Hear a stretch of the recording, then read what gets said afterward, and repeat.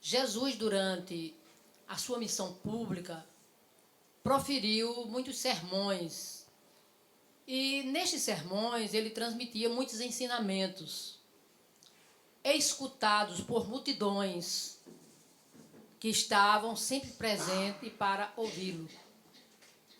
Mas Jesus transmitiu para nós ensinamentos profundos através de encontros que ele travou com algumas pessoas em lugares diferentes, pessoas diferentes e ocasiões diferentes.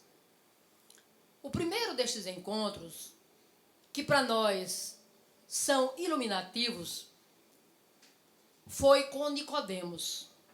Nicodemos era um doutor da lei, membro do Sinédrio, que ouvia as pregações de Jesus a respeito do reino dos céus, o reino de Deus. E foi até ele para pedir informações a este respeito. E Jesus, ao encontrar Nicodemos, já fala para ele da necessidade de se nascer de novo para entrar no reino dos céus, o reino de Deus. E ainda transmite para Nicodemos que para isto é necessário renascer através da água e do Espírito. Dois tipos de renascimentos. O renascimento pela água, muitos entendem que Jesus se referia ao batismo que foi instituído por João Batista. Mas Jesus não falava do renascimento pela água como sendo o batismo, porque se assim fosse, as pessoas que não conheceram João Batista, que nasceram antes dele, que não tiveram a oportunidade de serem batizadas, essas pessoas não viriam um dia o reino de Deus, o reino dos céus. E também as religiões não cristãs que não adotam o batismo pela água, também não viriam o reino de Deus. Quando Jesus fala que somente entraríamos para o reino dos céus através desse renascer pela água e pelo Espírito, o renascer pela água representa o nascimento do corpo físico, porque todos renascemos através na bolsa d'água do líquido amniótico. Este é o nascimento ou o renascimento pela água. A criança recém-nascida tem em seu corpo 97% de água. Isso provado pela ciência da embriogenia. Hoje está provado. E o adulto tem no corpo água 75%. Isso é prova de que Jesus se referia ao renascimento do Espírito em corpos carnais. Somente assim teremos condições de entrarmos ou adentrarmos a este estágio de evolutivo que é o reino dos céus. Jesus não se referia, todas as vezes que ele falou no Evangelho sobre o reino dos céus, ele se refere a este reino interior, o estágio evolutivo do Espírito. O Espírito vai atravessando, como princípio espiritual, todos os reinos, até atingir o reino hominal, e é no reino nominal que ele começa a trabalhar com inteligência, consciência e livre-arbítrio para a sua conquista a este estágio máximo de evolução, que é o reino de Deus, o reino dos céus.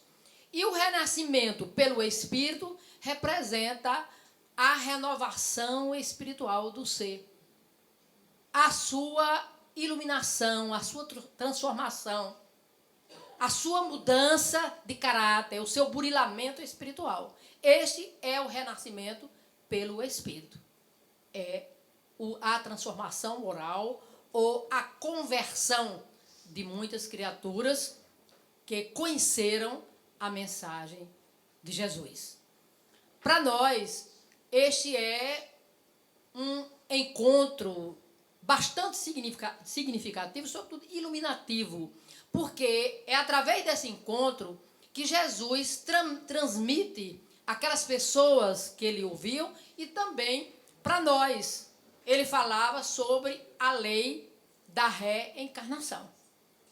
A lei da reencarnação é a volta do espírito em um outro corpo para que ele possa ter oportunidade de aprender, de crescer, de evoluir e, sobretudo, de se quitar com os seus débitos pelas existências anteriores.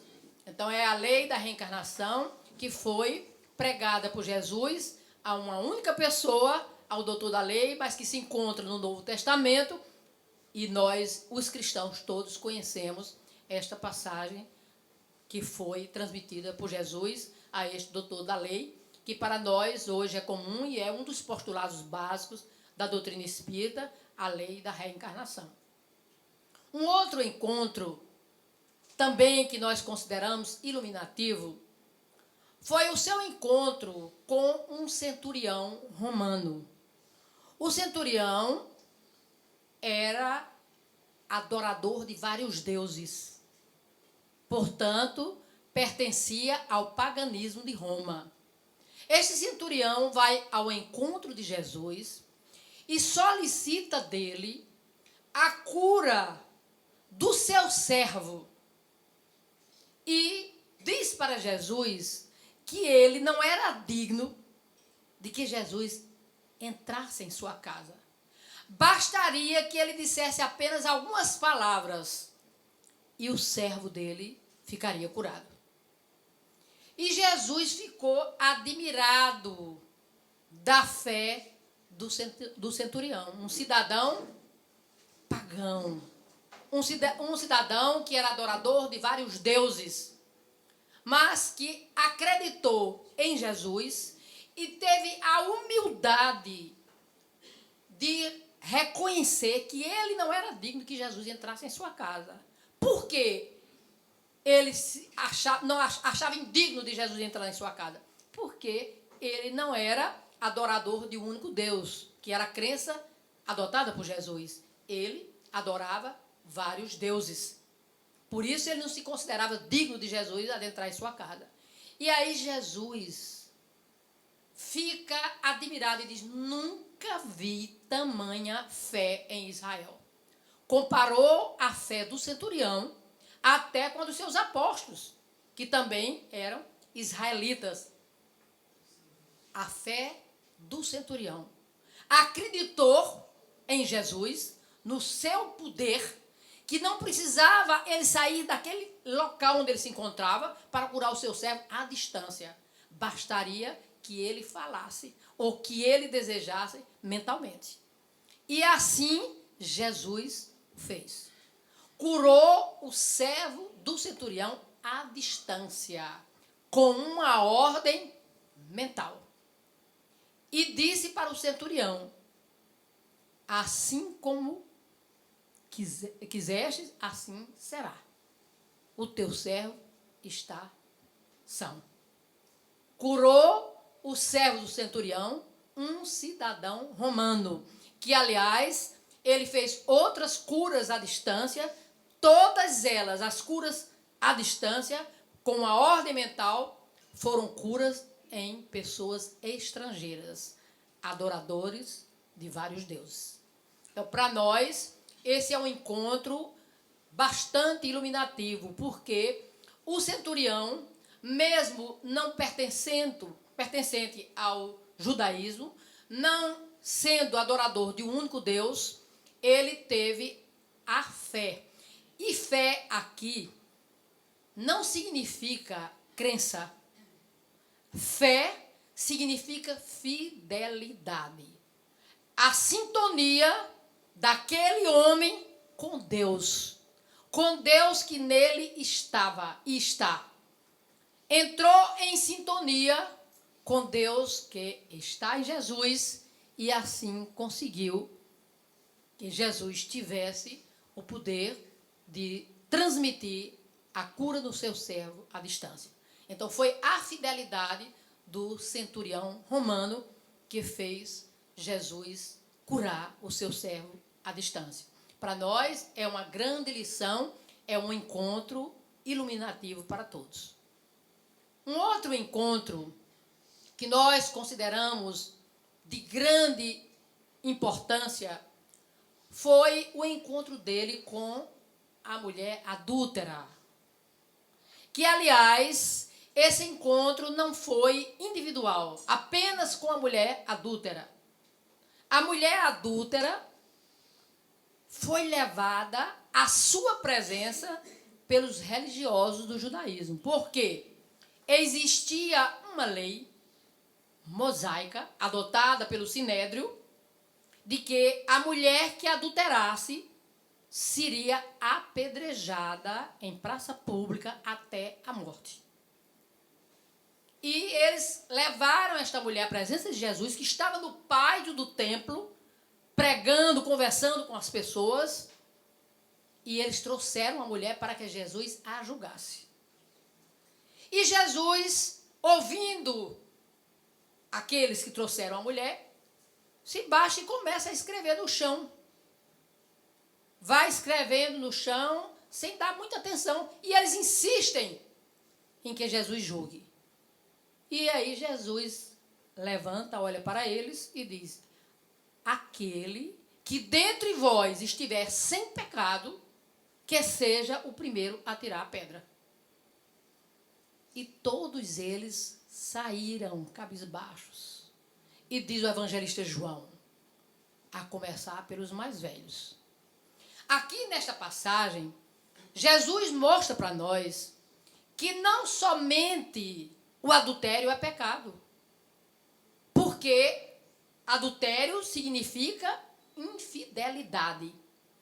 E Jesus, quando coloca pecado, aquele que estiver sem pecado, ele mostra que nós somos também infiéis a Deus. Então, todos somos pecadores, todos somos adúlteros, porque somos infiéis a Deus. Somos infiéis aos ensinamentos divinos transmitidos por Jesus. Não cumprimos ainda com estes ensinamentos. E a mulher que adulterou, que foi pega em adultério, não sofreu o julgamento da morte pelo apedrejamento. Isso para nós é de grande importância. Primeiro, Jesus não julgou porque ele já havia pregado que não veio ao mundo para julgar, mas veio para salvar. Salvar no sentido de orientar espiritualmente as pessoas. Porque ele pregava, e não só pregava, como ele vivenciava o que pregava. E o exemplo convence. O exemplo é importante. Não adianta apenas falar, dizer as coisas para os outros e não procurar viver. Jesus ensinava e vivenciava. Ele não julgou a mulher e ele vivenciava isso. Ele não julgava ninguém. Veio ao mundo para salvar o mundo e não para julgar o mundo. O mundo representa os que estão no mundo. Ele não veio julgar ninguém. Então, a mulher adúltera foi levada à sua presença por muitos dos religiosos que tinham esta lei como sendo importantíssima. O adultério da mulher. O homem não adulterava. O homem não adulterava porque, na época, prevalecia a lei da poligamia. O homem tinha as mulheres que quisesse, bastava que tivesse o dinheiro para comprá-las. Porque a mulher era comprada, usada e jogada fora por qualquer motivo. Porque existia também o adultério. O adultério não, a lei do repúdio. A lei do repúdio. Então, ele não adotou esta atitude dos religiosos, reprovou, não julgando aquela mulher, mostrando que o pecado representa, o adultério representa pecado, mas que nós pegamos porque somos infiéis a Deus. Então, a mulher era apedrejada e o homem não adulterava. Mas Jesus mostrou e pregou para nós que o homem também adultera. E ainda disse mais na sua fala, que aquele que olhar para uma mulher cobiçando-a em pensamento já cometeu adultério com ela. Não é somente o ato físico, mas também o pensamento, que nós adulteramos através do pensamento. Isso são palavras de Jesus. Esse foi um encontro bastante importante para nós, porque tomamos conhecimento das leis mosaicas, que eram leis bastante severas, porque a época merecia estas leis, o povo da época merecia, mas tudo evolui, tudo muda, e que hoje nós não temos mais estas leis, graças a Deus. Eu não sei como os judeus que ainda adotam os livros mosaicos, a Torá, que é o livro que os judeus adotam, está lá na Torá, o apedrejamento às mulheres que adulterassem. Eu não sei como é que eles fazem, porque na atualidade isso não existe mais. Mas que está lá na Torá, está. É uma lei mosaica. Vamos encontrar novamente Jesus com uma outra pessoa, e esse encontro é um encontro, podemos dizer, individual, de Jesus com Maria Madalena. Maria Madalena, por intermédio de um amigo, ouviu falar de Jesus e desejou conhecê-lo e foi escutá-lo e ficou impressionada, ficou embevecida com as suas palavras e queria falar com Jesus pessoalmente, queria conhecê-lo mais de perto e soube que ele ia para uma ceia na casa de Simão, o fariseu.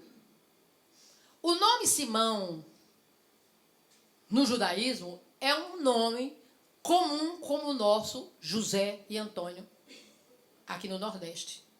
São muitos, até seus apóstolos tinham 2 Simões. Então, são muitos os Simões. E Jesus foi convidado por este Simão, o fariseu, para uma ceia em sua casa. E ela teve informações dessa ceia de Jesus. Jesus adentrou a casa de Simão e sentou junto com os convidados e a mulher pecadora, que sabemos ser Maria Madalena, pela psicografia de Chico Xavier, no livro Boa Nova, e pela psicografia de Divaldo Pereira Franco, Mensagem de Amélia Rodrigues. Então ela adentrou a casa de Simão, se ajoelhou aos pés de Jesus, banhou seus pés com lágrimas, enxugou com seus cabelos e ungiu os pés de Jesus com perfume.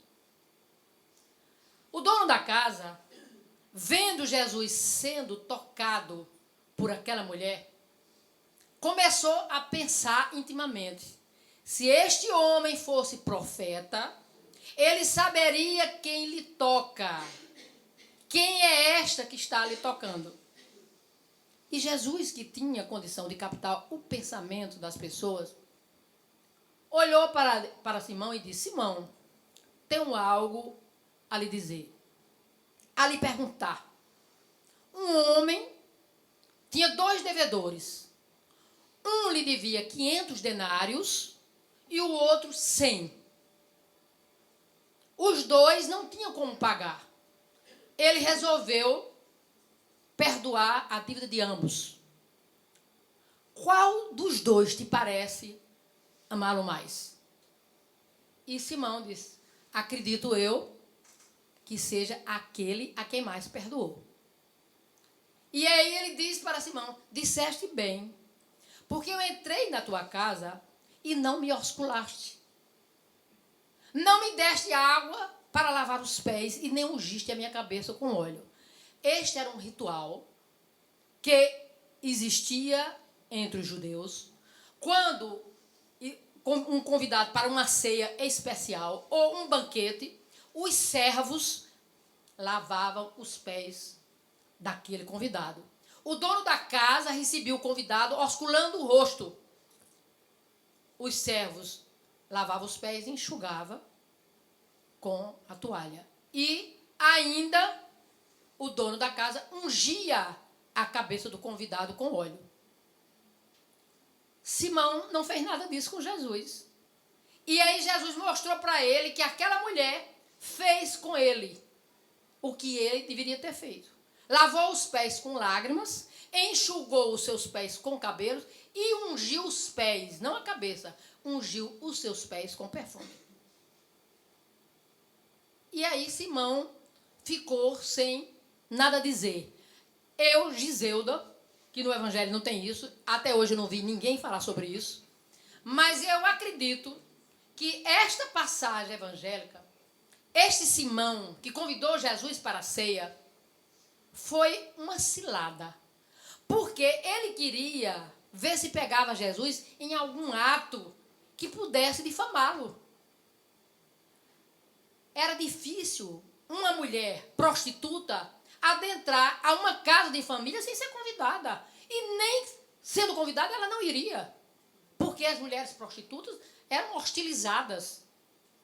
Ele deixou que a mulher adentrasse a sua casa e fizesse tudo isso com Jesus e nada fez para evitar. Quando eu lia pela primeira vez essa passagem do Evangelho, eu comecei a pensar, ele fez isso para ver, para testar Jesus.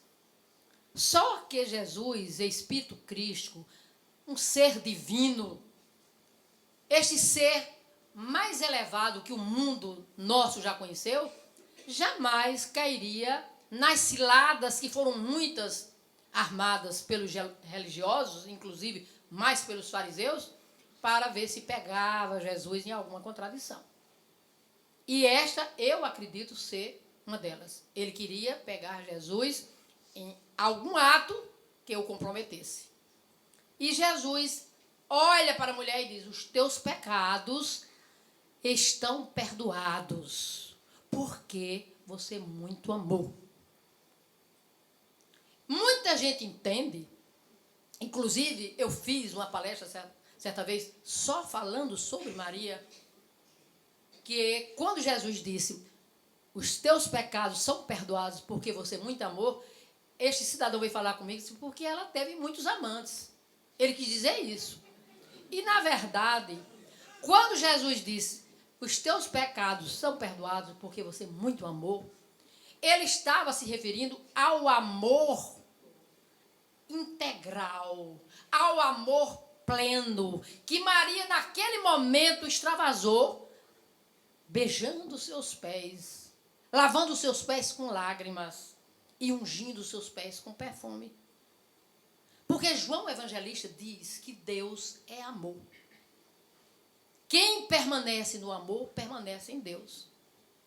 Naquele momento, o amor pleno de Maria de Madalena, que amou integralmente naquele instante, sem nenhum interesse, sem querer retribuição, simplesmente amor, manifestou Deus naquele momento, sintonizou com o Deus que estava e está em Jesus. Houve essa sintonia do Deus manifestado nela através do amor pleno, integral, com o Deus de Jesus, que estava em Jesus. Então, este amor que perdoa os nossos pecados. Quando nós amamos plenamente, quando nós amamos integralmente, nós conseguimos eliminar os nossos pecados. Esta é uma fala do apóstolo Pedro. O amor cobre uma multidão de pecados.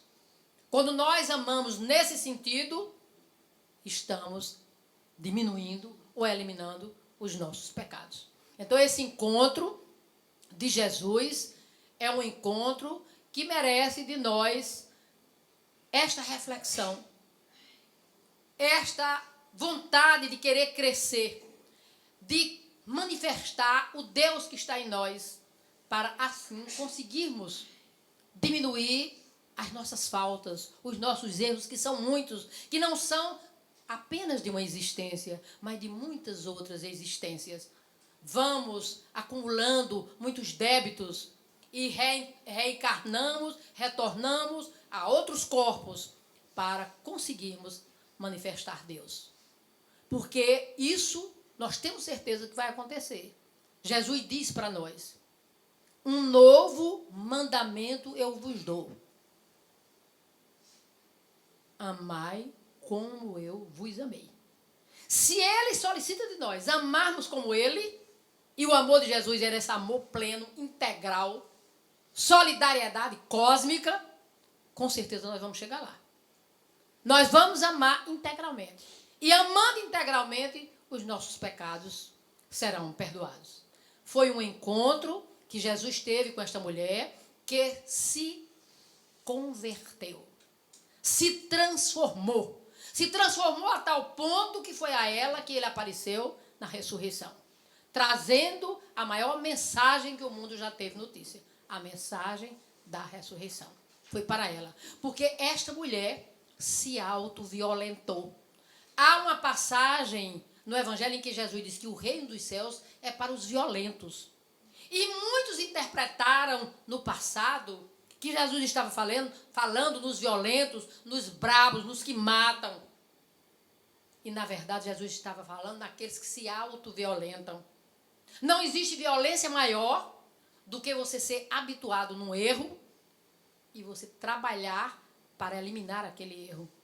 E ela se autoviolentou. Era uma mulher viciada. Era um hábito. A sexualidade na vida dela era algo natural, normal. E diz o evangelista Lucas que expulsou dela, Jesus, 7 demônios. E nós sabemos que foram 7 espíritos. Espíritos afins com ela. Porque, de acordo com a nossa vivência, nós atraímos os espíritos de acordo com esta vivência. Ela atraía espíritos deste teor e piorava cada vez mais. Porque é isso que acontece com aquelas pessoas que são dominadas, hoje na doutrina espírita não endemoniadas, mas obsidiadas, recebendo a influência de espíritos perturbadores. Bom, vamos recordar um outro encontro de Jesus que foi de grande importância para nós. Foi o encontro dele com a mulher samaritana.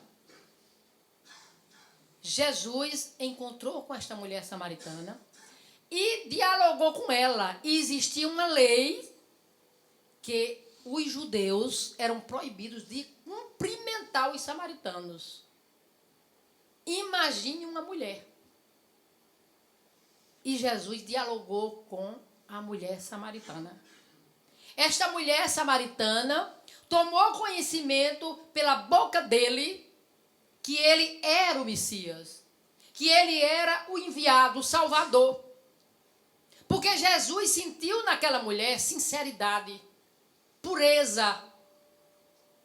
Jesus sentiu que ela realmente estava ali para receber informações. Informações no sentido espiritual. E foi a ela que Jesus revelou ser o Cristo. Diferentemente do que aconteceu com os religiosos, que indagaram de Jesus se ele era o Cristo, e como eles hostilizavam Jesus, Jesus não revelou para eles que era o Cristo, mas para a mulher samaritana ele revelou ser o Cristo, o enviado. E ela acreditou de imediato. E foi através desta mulher que os samaritanos, que não suportavam, não se cumprimentavam os judeus ortodoxos, receberam Jesus de braços abertos e acreditaram ser ele o Messias. Vejam que tem uma passagem no Evangelho que Jesus, quando foi para a primeira festa de Páscoa, ele manda 2 dos seus apóstolos, Tiago e João, adiante dele para irem a Samaria, saberem se Jesus poderia lá se hospedar. E eles não aceitaram. Os samaritanos não aceitaram Jesus pernoitar na Samaria para de lá ir a Jerusalém. Eles não aceitaram. E os apóstolos ficaram indignados e queriam fazer descer fogo sobre aquela cidade. E Jesus os repreendeu, dizendo: não sabeis que espírito sois. Querendo dizer, quem sabe se vocês não já foram samaritanos no passado. Essa é uma interpretação minha. Quem sabe se não fizeram já a mesma coisa? Eles queriam fazer como Elias fez, tocar fogo nas pessoas. E simplesmente Jesus foi para Jerusalém sem pernoitar. Mas depois os samaritanos, por causa desse encontro de Jesus com a mulher samaritana, eles aderiram à mensagem de Jesus e o aceitaram como sendo o Messias, o Salvador. Esse foi um dos grandes encontros, porque esta mulher samaritana teve a oportunidade de renovar o pensamento de muitas criaturas, daqueles samaritanos que esperavam o Messias e aceitaram como sendo Jesus o Messias. Segundo Carlos Torres Pastorino, a mulher samaritana, depois desse encontro com Jesus, esta mulher era uma mulher que vivia do prazer, vivia de emoções. Quando ela encontrou com Jesus, ela já tinha tido 6 homens, 6 companheiros. E aí Jesus, como disse para ela que ela já tinha tido esses companheiros, ela acreditou que ele era o Messias. Porque Jesus antecipadamente reconheceu ser ela, esta pessoa que vivia de homem em homem. Então, ela se renovou.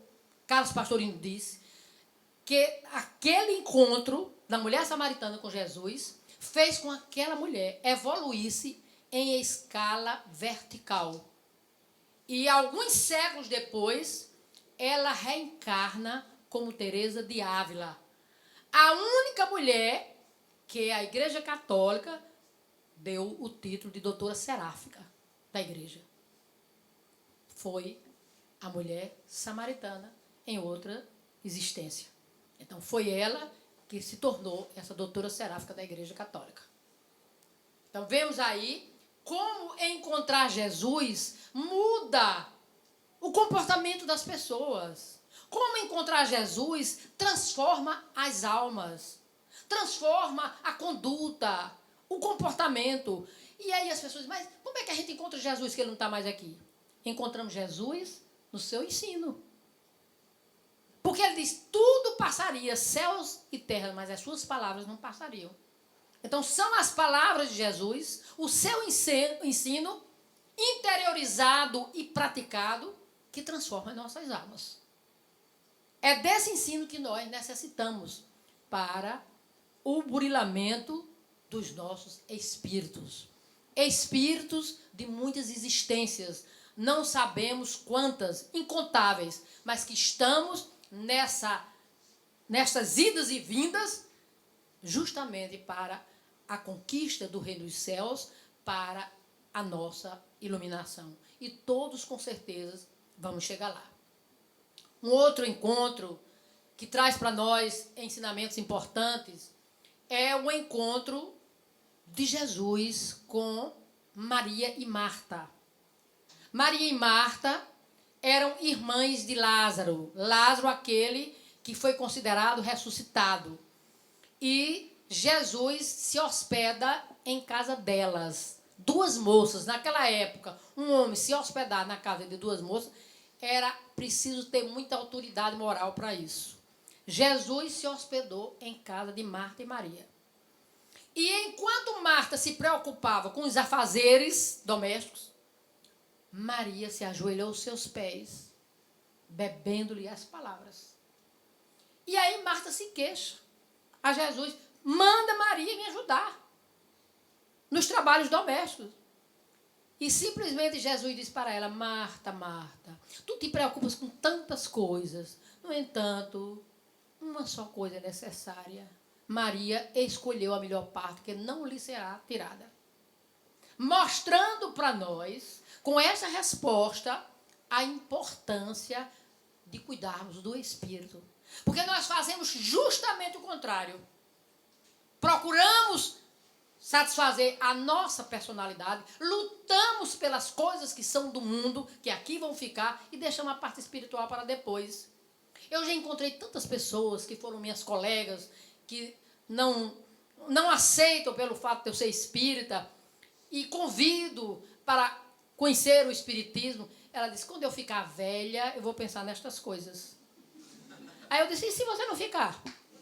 Ninguém sabe se vai ficar velho. Mas as pessoas deixam sempre para depois conhecer estas coisas. E todas as vezes que as pessoas me dizem estas coisas, eu lembro de Jesus. Graças te dou, ó Pai, por haver ocultado estas coisas. Estas coisas que Jesus falava são as coisas que as pessoas dizem do Espiritismo hoje. Estes ensinamentos profundos, as lições divinas que ele trouxe naquela época que os doutos, os sábios não queriam, não aceitavam, mas os simples, os humildes, eram que iam em busca dos seus ensinamentos. E Jesus agradece ao Pai por eles escutarem. Aqueles simples, aqueles humildes de coração, é que absorviam as lições divinas que ele trazia. Então, aí Jesus mostrou para nós a importância do cuidado com o Espírito, mas Jesus não chamou Marta para vir também escutá-lo. Deixou Marta nos trabalhos domésticos, trazendo para nós a lição de que, como Marta, nós também temos que trabalhar pela nossa sobrevivência. Nós somos seres humanos, temos que ter um trabalho, temos que ter o cuidado com a alimentação, com o corpo físico, porque o corpo é instrumento de evolução do espírito. Não podemos a vida inteira só estar voltado para as coisas espirituais. Nós temos também que trabalhar pelas coisas da matéria, do corpo. A luta por tudo aquilo que o corpo necessita. Porque se as pessoas não trabalhassem, não conquistariam o dinheiro para comer, para cuidar da saúde, para se vestir, para ajudar os necessitados. Tudo isso é trabalho. É por causa do trabalho. Todos precisam lutar pela sobrevivência do corpo físico. Então, Jesus deixou Marta lá, não convidou para ir escutar como Maria, para deixar esta lição para nós também. Que nem só viver para as coisas materiais, como Marta, nem também só para as coisas espirituais. Mas deixou bem claro que Maria escolheu a melhor parte. A melhor parte, o cuidado com o Espírito. E nós podemos cuidar do Espírito, não é somente em uma casa religiosa, em um templo de oração. Nós cuidamos do Espírito em toda parte onde estivermos, tendo uma conduta correta, sendo pessoas de bem, tendo caráter, onde estiver. Até numa festa, você pode estar numa festa tendo uma conduta correta. Onde você quiser. Uma pessoa veio me dizer, Giselda, fulano de tal, que foi presidente de um centro espírita aqui em João Pessoa, estava brincando carnaval. Eu disse, o que é que tem? Se ele gosta de brincar carnaval, não tem nada. Ele estava bebendo? Não, senhora. Pois deixa ele brincar carnaval, ele não gosta? Isso não tem nada.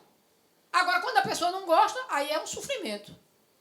Ir para uma coisa que não gosta. Mas se ele vai gostando, tendo comportamento, tendo uma conduta correta, não tem problema que vá, não. Aí ela ficou caladinha e não disse mais nada.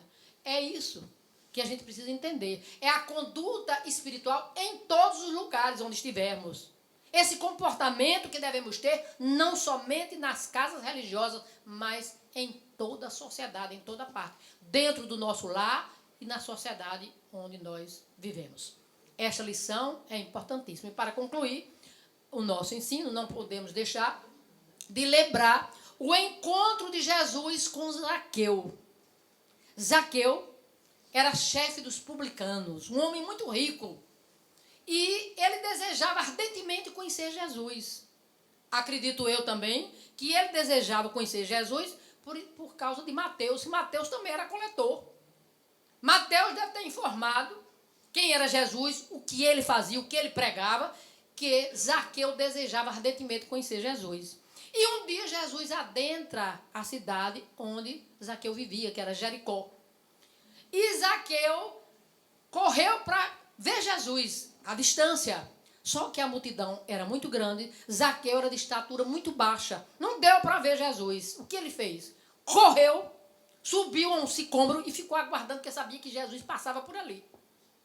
Quando Jesus olhou para cima, onde Zaqueu estava, disse, Zaqueu, desce daí, que eu hoje me hospedarei em sua casa. Isso para Zaqueu era demais. Ele queria apenas conhecer, e Jesus disse que ia se hospedar na casa dele. E o povão que ia com ele começou a dizer, como é que ele vai se hospedar na casa de um pecador? Porque Zaqueu era considerado pecador, porque cobrava impostos. E Jesus, com Zaqueu, vai para a casa de Zaqueu. E lá na sua casa, diante de todos, Zaqueu diz para ele, darei a metade dos meus bens aos pobres. E se defraudei a alguém, pagarei quadruplicado. O pagamento quadruplicado era para aquele que roubava. Se fosse pego roubando, pagaria aquela pessoa 4 vezes mais. Então ele propôs pagar quadruplicado a alguém a que ele tivesse lesado.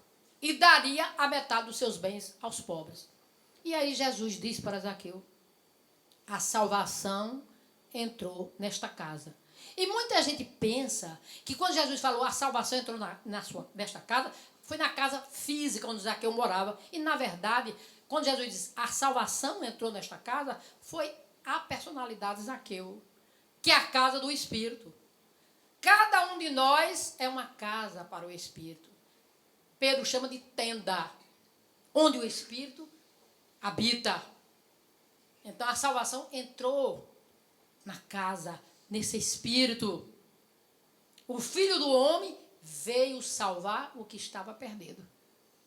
A transformação de Zaqueu foi tamanha que ele, a partir daquele encontro com Jesus, se transformou e ele foi o substituto de Judas no colégio apostólico, com o nome de Matias.